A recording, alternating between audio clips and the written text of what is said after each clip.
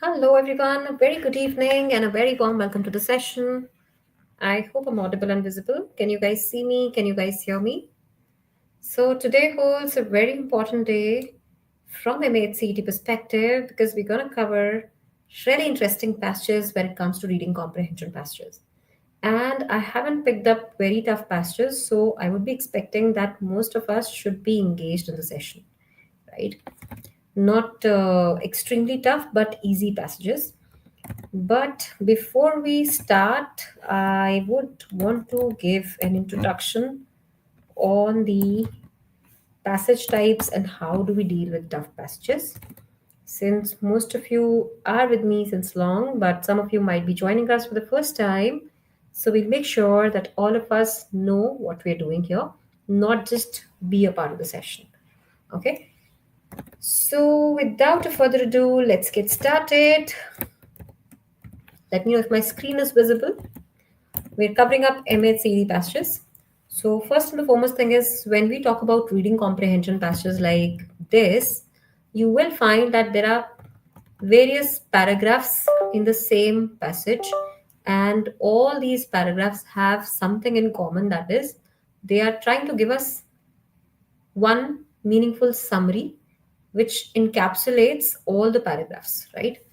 So that summary is the main idea, the main crux of the passage, why the author shares something in the passage. Okay. And of course, any reading comprehension which we look at, it is more like a movie we watch, right? So we always try to draw a parallelism in what is given, what is written, the first paragraph of the passage, the first 30 minutes of the movie, very similar, right? It's like the window to the entire picture, right? But that happens only once we have had an idea of how the passages are written. That is, we've had an idea on, reading regularly from different articles, from different genres, accumulated enough knowledge, and at the same time also, uh, you know, develop that potential to be able to understand कि यहाँ पे tone change होगा, यहाँ पे कोई hypothesis है, यहाँ पे कुछ है, whatever it is, we should be able to understand that. Okay. So let's get started with the very basics. So any RC, if we look at any reading comprehension passage, it has an introduction, it has the body, and it has the conclusion. Guys, can you see me and hear me clearly? I hope my network is working fine. I'm trying to write something.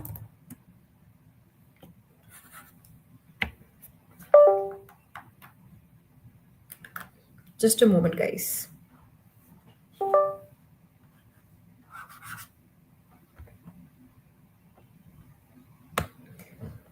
Okay, let's get started with the passage. This is the first paragraph, guys. Please have a look at it. Let me know once you're done reading. Hi, Gaurav. Welcome to the session. Very good evening. Glad to see you here. We are just about to start with NRC. This is the first paragraph which is there on your screen. Have a look at it. Please let me know once you're done, and I'll take you to the next slide.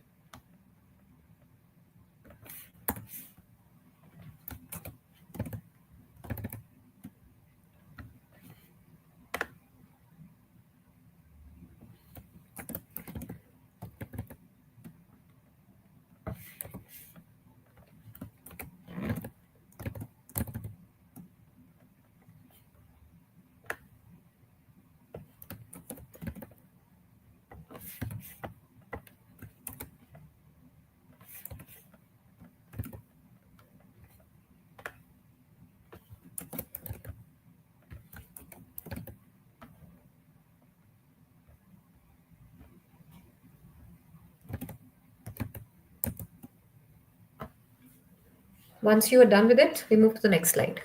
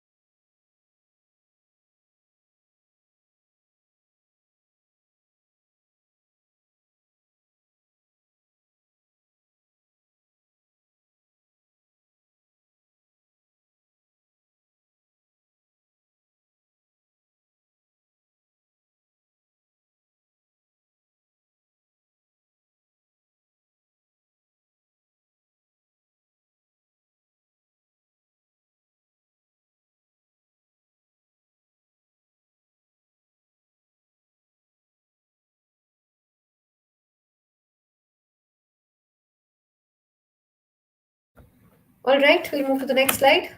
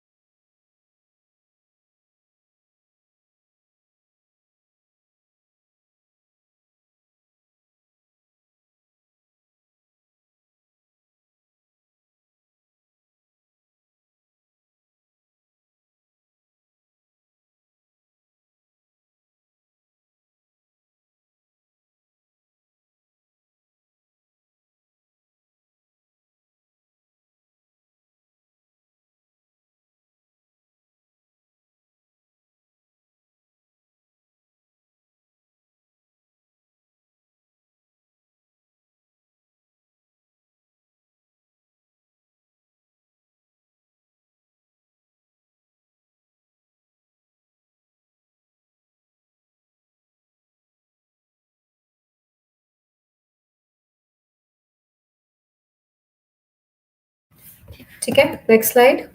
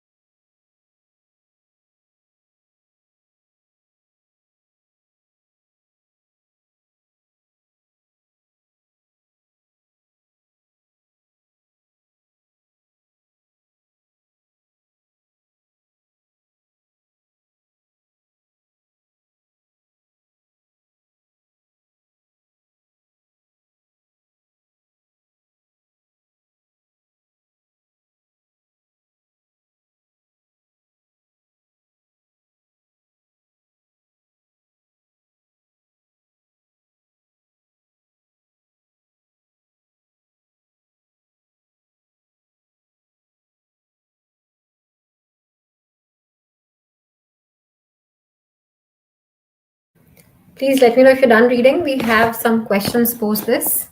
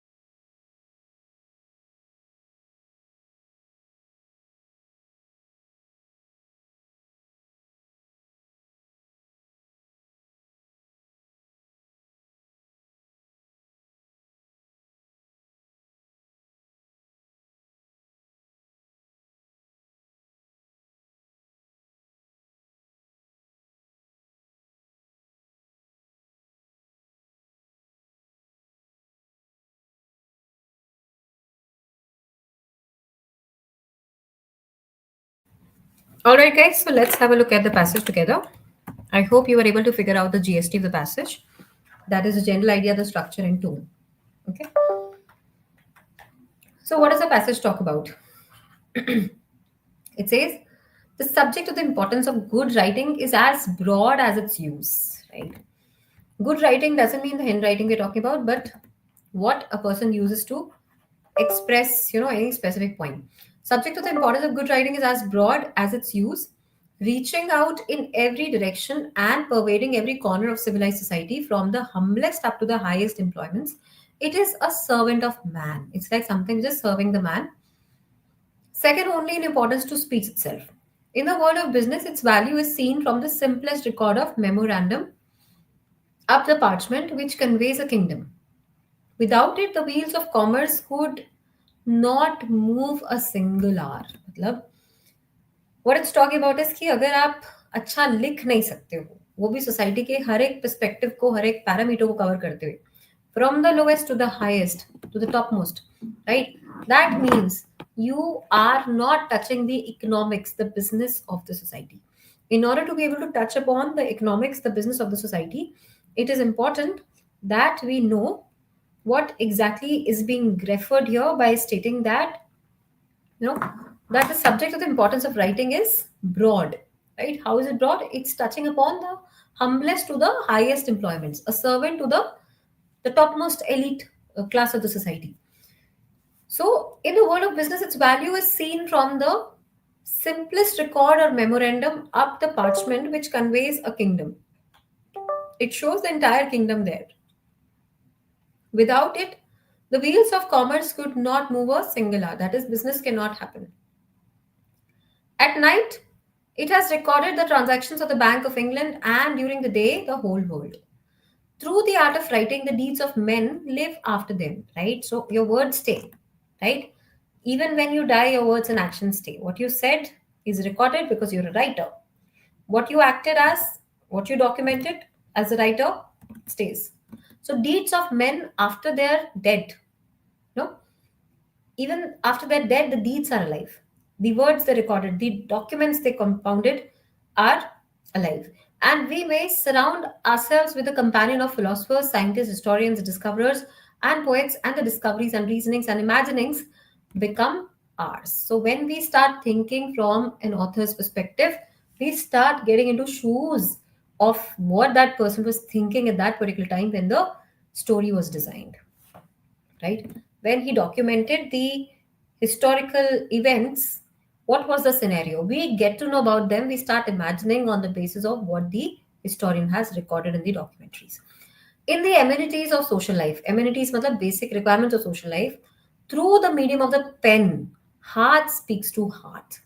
Through the ocean rolls between. Very beautiful line. It says in the amenities of social life, through the medium of the pen, heart speaks to heart though ocean rolls between. Thoughts of tenderness and effective life when we are gone, and words and deeds of kindness are not preserved by monuments alone. My God, it's so deep.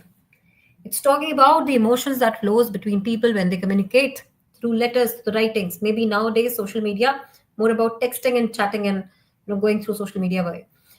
Thought of tenderness and effective life when live when we are gone, right? So we think about this effectiveness, the affection, the tenderness, the way we treated somebody, the kindness that lives, those memories lives, those monuments alone are alive.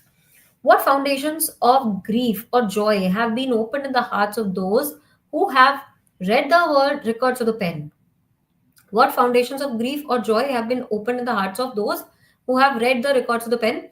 The pen has written the message of sadness, which has covered life's pilgrimage with gloom.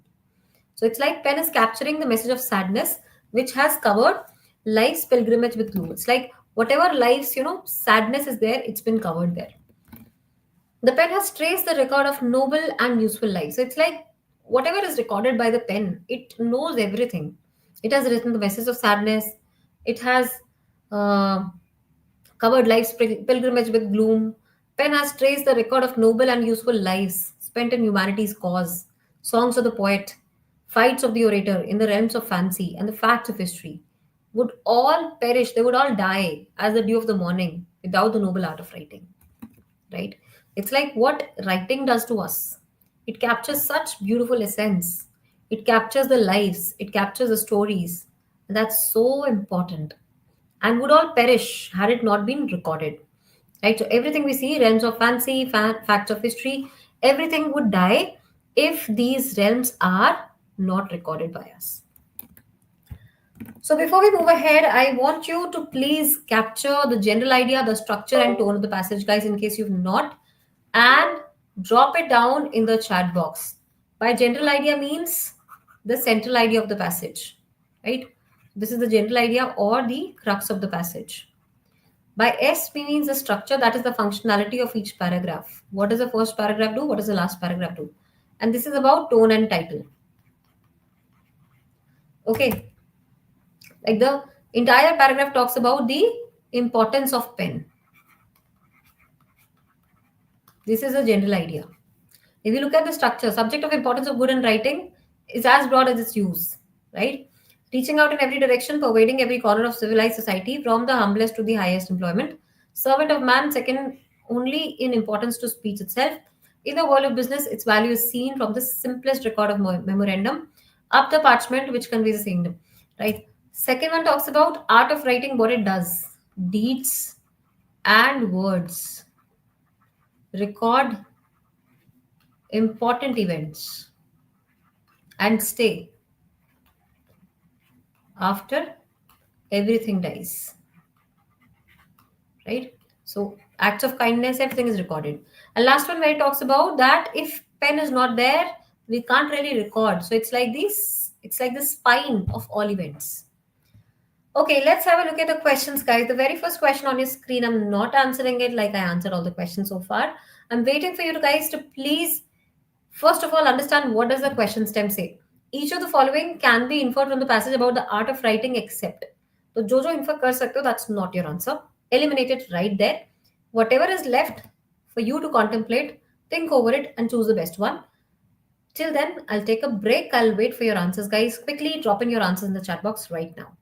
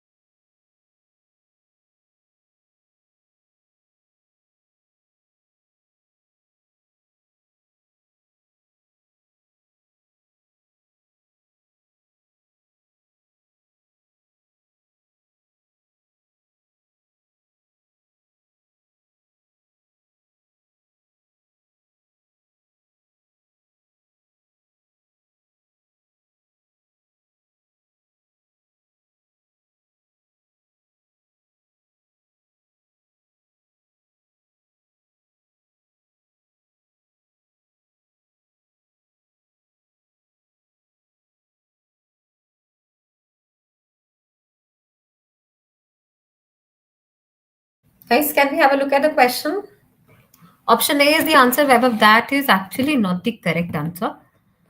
Would you like to revisit or reconsider the choice you made and tell me which one did you get confused with apart from A? What is the other probable option if not A? Because A is actually not the right one.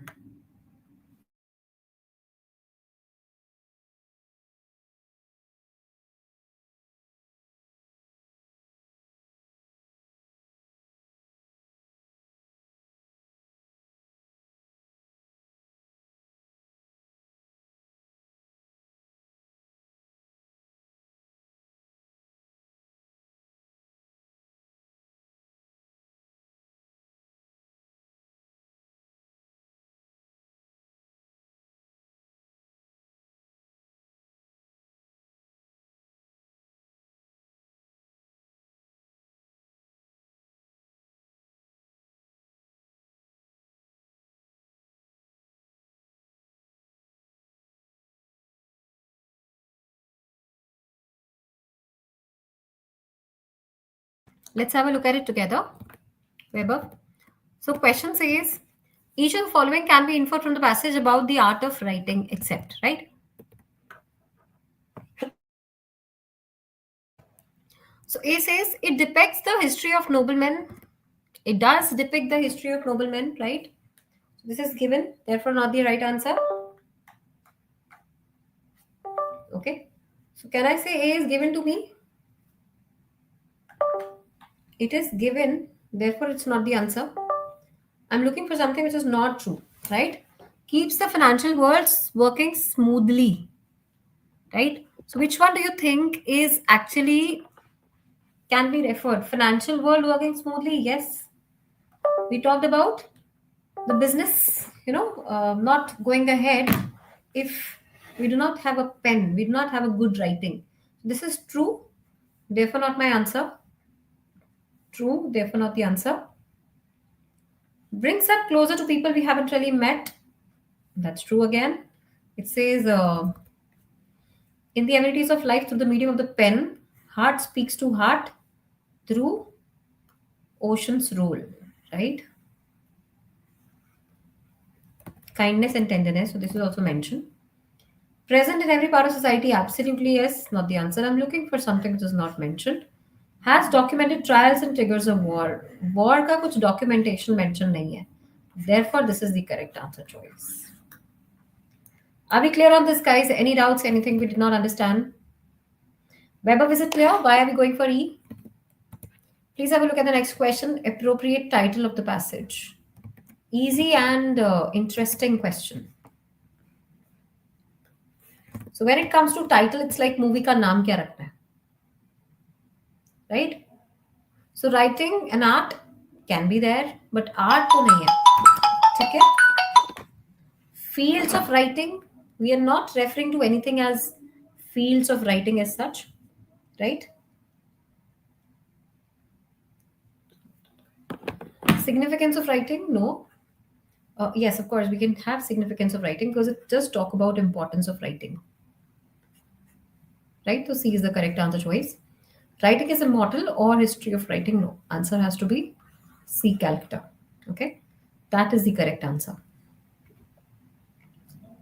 Okay, next question. Author refers to good writing as a servant of man, most probably in order to what? Have a look at it, then we discuss it.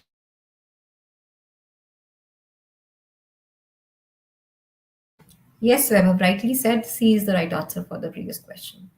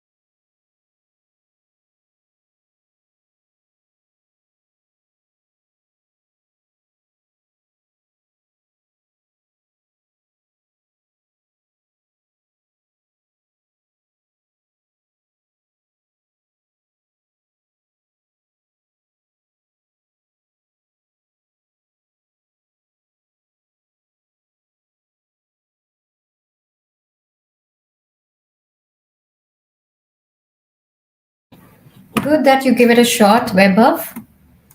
So, if you just look at the question, what does it say? It says the author refers to good writing as a servant of man, most probably in order to what? Reiterate the fact that man rules it. No, we are not reiterating any fact here. Justify its importance in man's life. It's not just importance in man's life, but emphasizing the importance of service it provides to a man. Right? So God's servant, it can be used as you want to. Underline the role it plays or point out the inability of man to function. No. So answer is A, rightly pointed out. These were pretty easy and the question level which you find in MAHCET. Let's move to another passage which is a little tricky, but the questions are going to be then trickier. Okay, so I hope no doubts in this question, guys. In this passage, I hope passage one was good to deal with. Answer was A, Weber, for the last question. That's correctly done. Let's now move to another tricky passage. This is passage two, giving you one quick moment to go through the slides, and then we discuss it.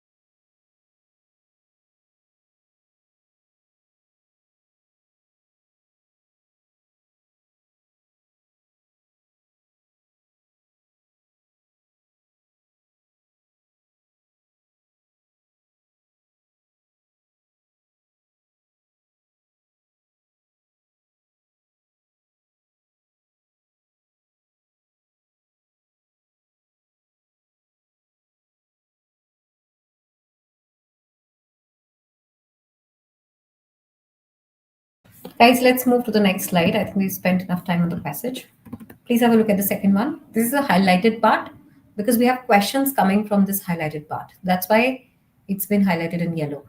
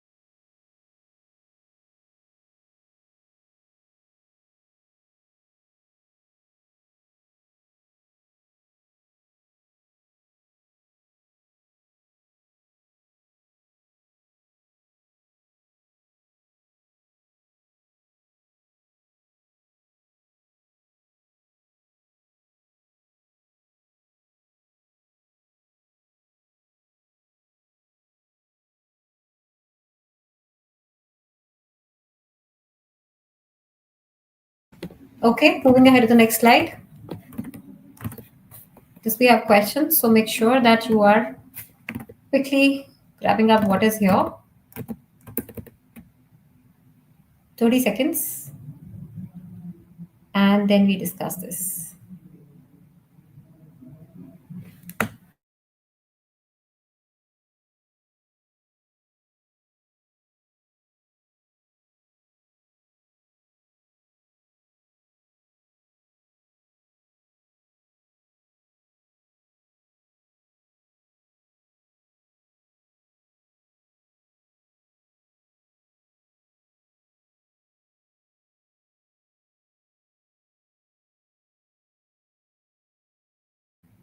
Okay, let's get started, guys.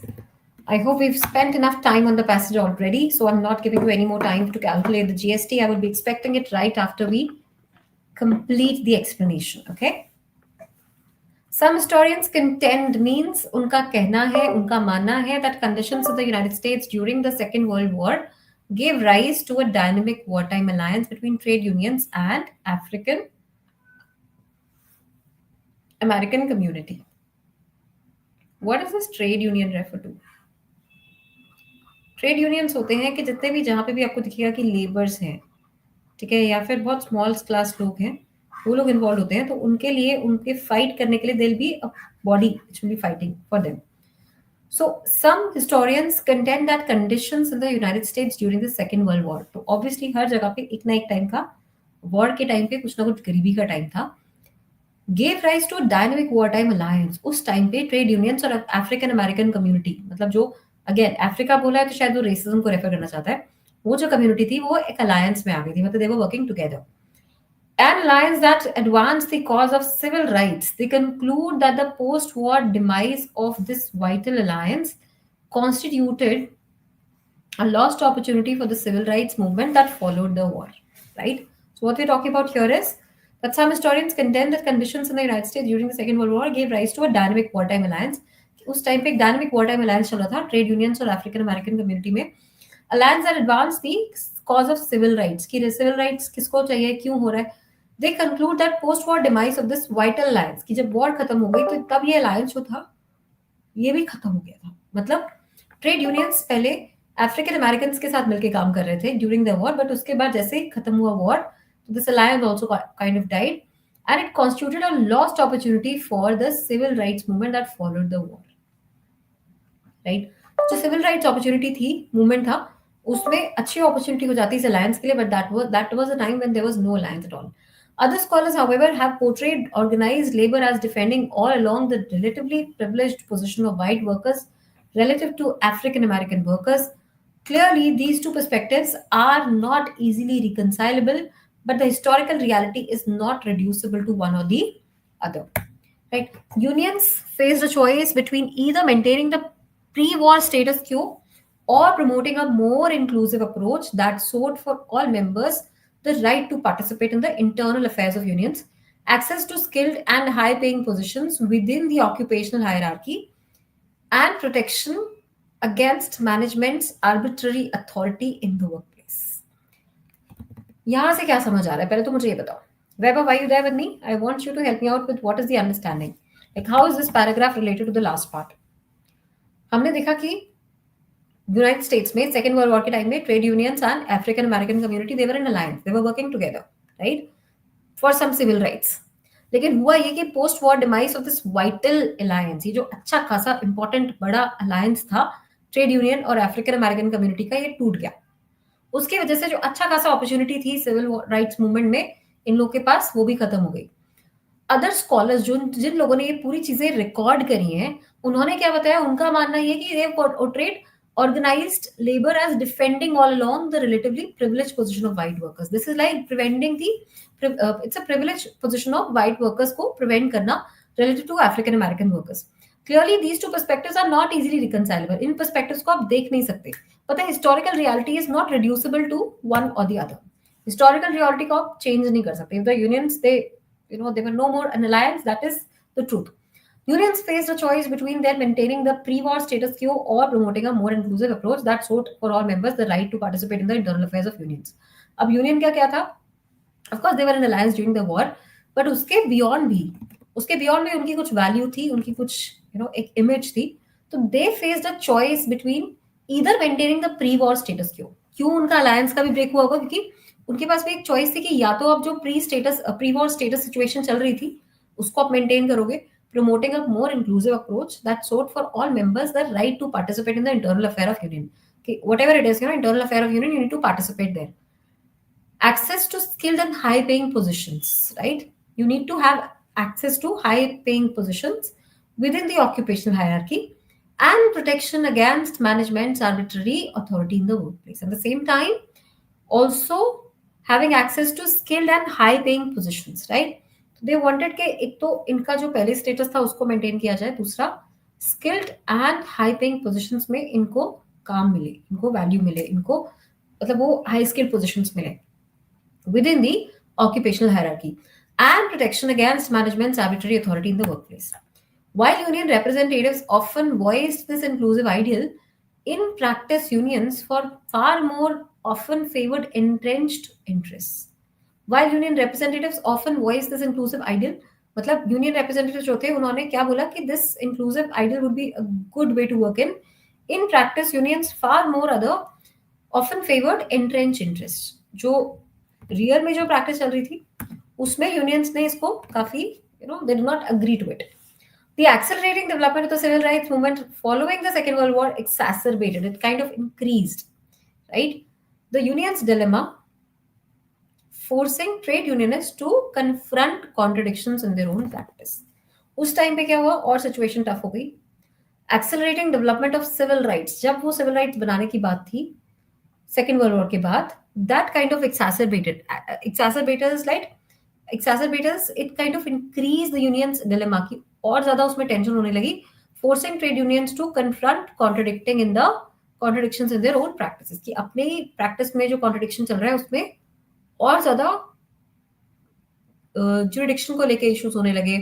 There were more issues they were facing, conflicts within the unions themselves, right? So we've gone through the entire passage. I'll give you 2 minutes. Quickly help me out with the general idea, the structure and tone. Only post that do we move to the questions. Everyone, please 2 minutes, and then we discuss it out.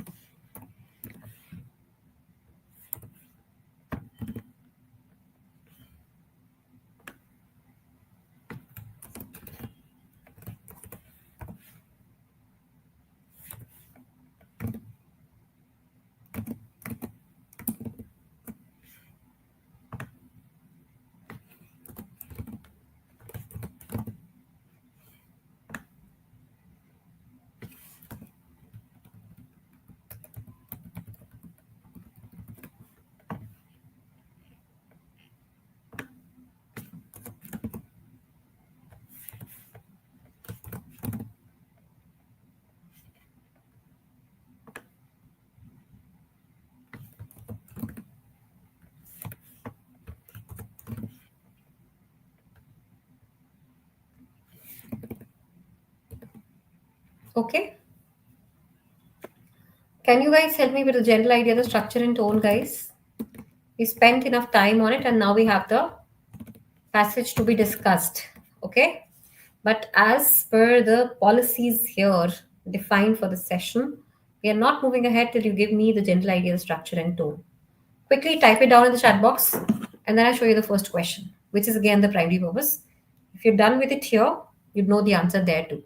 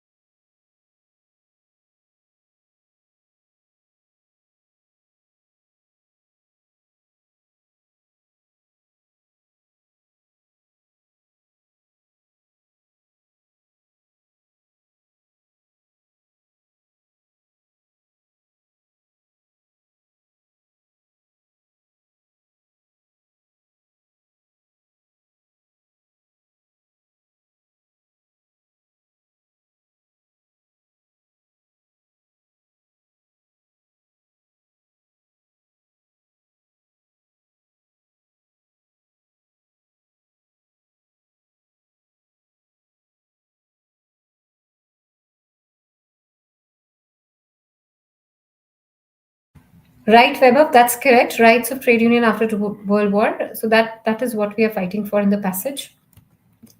Okay, at least you gave me the general idea, so I'll show you the question now. Please have a look at the first question and help me identify the correct answer choice.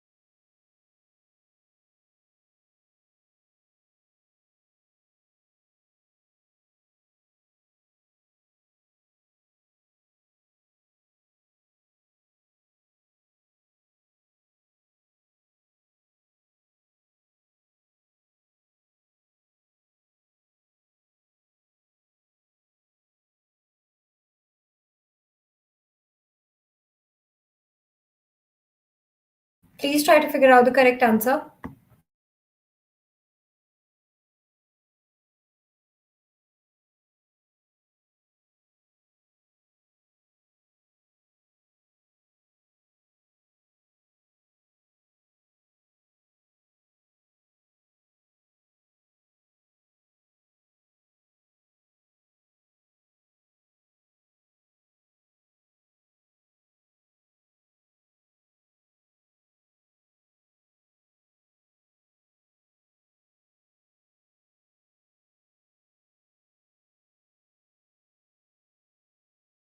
Yes, Vaibhav. So, what is the primary purpose of the passage here?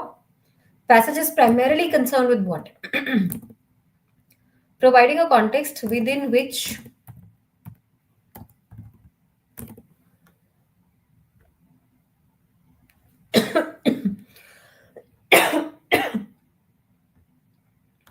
so providing a context within which to evaluate opposing viewpoints about historical phenomena. Is this what we're trying to do here in the passage?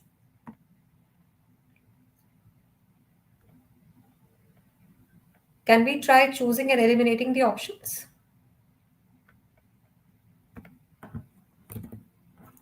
Yeah, we can hold on to this option at least A.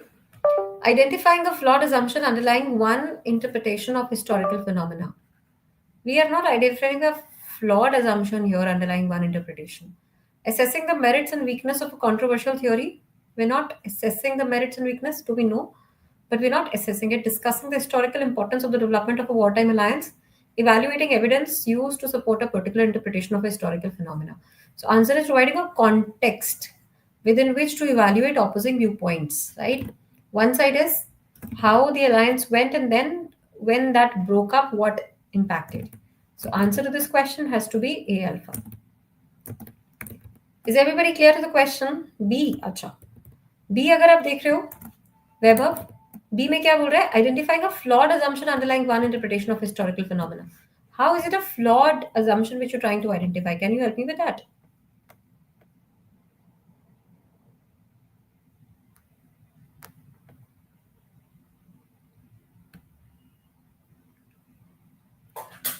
What are we doing in the passage? We have a context, right? Two views are given, some of historians and others of scholars, right? In the first paragraph. So that is where we see there's a context within which we are evaluating the opposite viewpoints, right? But there's no assumption as such. So answer is A. That is option number 1. Okay, try second question. So highlighted part is this. This is your highlighted part, right? The question is about the same.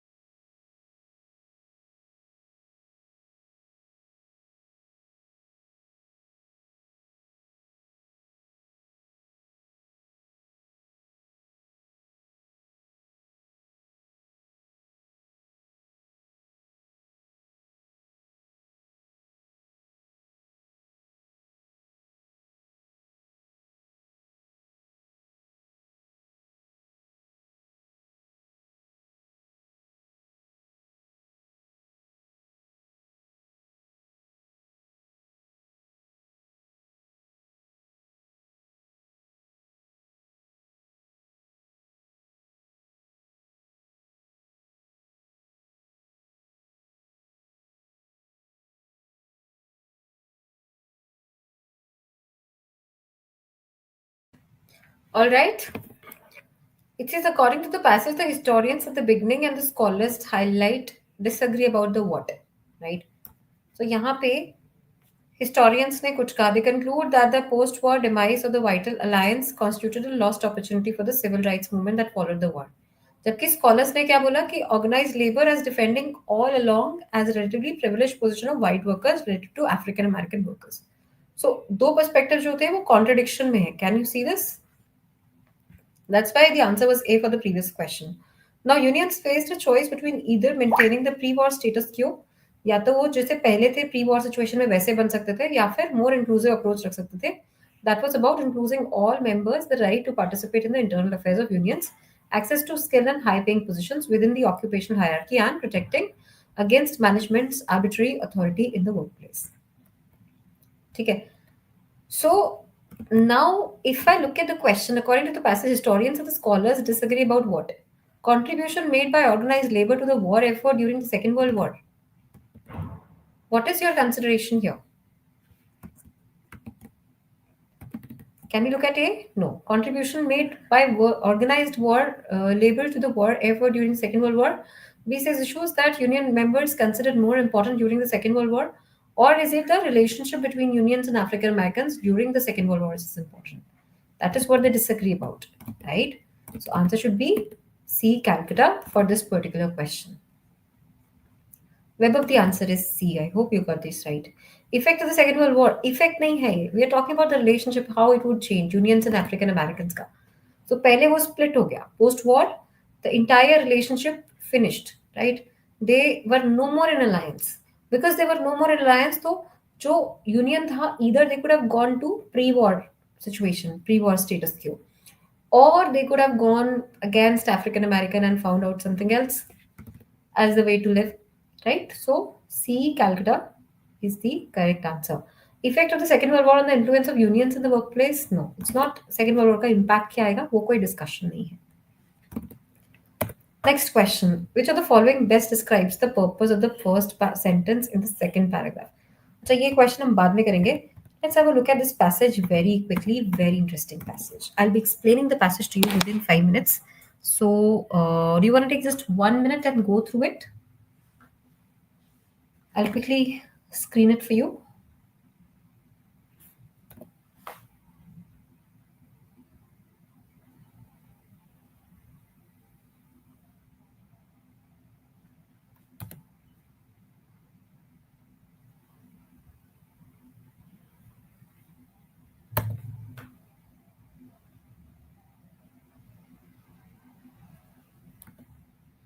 That is it.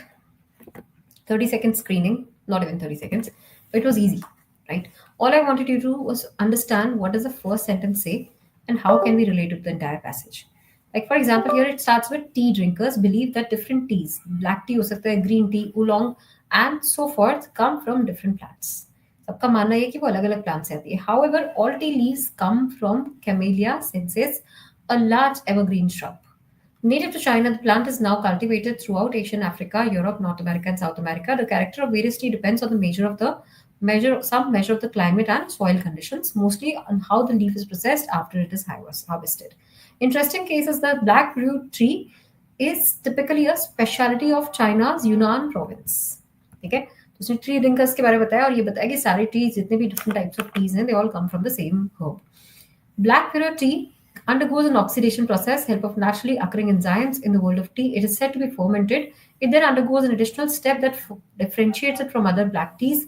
After oxidation, the leaves are aged in humid conditions, sometimes for several decades. Like all other teas, pure contains antioxidants which may help protect regular consumers from skin cancer. The benefits of it, and contains caffeine, though not so much as the other black teas would contain. What really sets it apart is that from all of the teas is the fact that it naturally contains small quantities of lovastatin, lovastatin, a medication that physicians prescribe to lower cholesterol.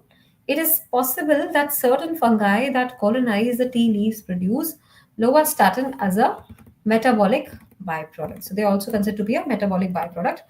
Most pro connoisseurs, people who believe that black fruit is what they want to have, While appreciating the tea's potential health benefits, are more intrigued by its taste. They are more surprised by the taste, that how can the taste be so different. They describe it words such as woody, earthly, leathery. Clearly, an adventurous palate is necessary to enjoy this unusual beverage. Fortunately, those seeking a more conventional tea flavor have many options. So, the entire passage, if you look at, it talks about the tea lovers. What kind of different options do the tea lovers have? Then we all think it comes from different teas, but it comes from the same herb. Then how is green tea different from the black tea, right? Then what happens to caffeine when it is oxidized, right? And how can it be beneficial in some situations like cancer or cholesterol? Then, while appreciating the tea's potential health benefits, are more intrigued by its taste. You know how it can be so woody, so earthy, so natural to drink, to consume. So interesting passage, and if we look at the tone of the author, it is more of descriptive. He is describing the different types of tea in the passage, right? So if we look at the central idea, it will be more about the different types of tea and how it can vary. You know, in the text, in the taste, in process after it's harvested, and that creates the difference.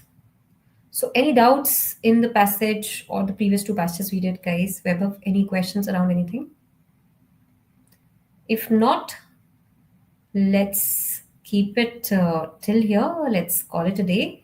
And I would want you guys to make sure that whatever we are covering in these sessions, guys, we are coming up with some questions on it, at least revising the concepts. And whatever you read, you're reading everything from the reading comprehension lens.